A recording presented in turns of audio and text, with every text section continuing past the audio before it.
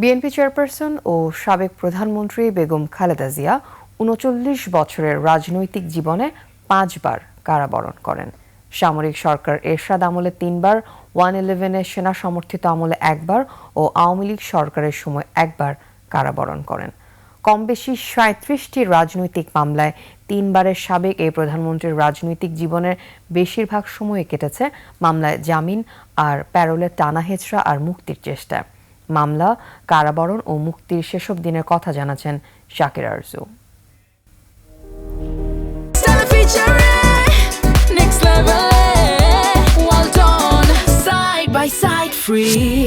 শহীদ president Ziaur Rahman 1983 সালে নিহত হওয়ার পর স্ত্রী বেগম খালেদা জিয়া সরাসরি রাজনীতিতে আসেন। এরপর এরশাদ বিরোধী আন্দোলনে 1983, 84 ও 87 সালে 3 বার বন্দী হন খালেদা জিয়া। তখন মইনুল রোডের বাড়িতে গৃহবন্দী হয়েছিলেন তিনি।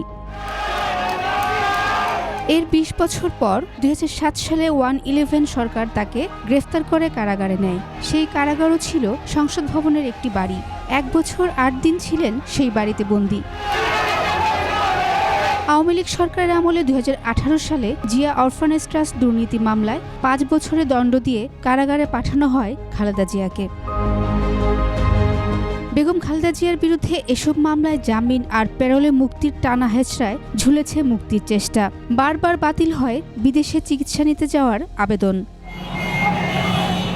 সে সময় পৃথিবীব্যাপী করোনার থাবায় সরকারি নির্বাহী আদেশে 2 বছর 1 মাস পর কারাগার থেকে শর্তযুক্ত মুক্তি মেলে বিএনপি নেত্রীর।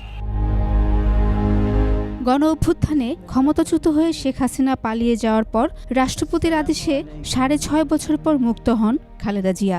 দীর্ঘদিন অসুস্থ থাকার পর আপনাদের সামনে কথা বলতে পারার জন্য আল্লাহর কাছে শুকরিয়া আদায় করছি।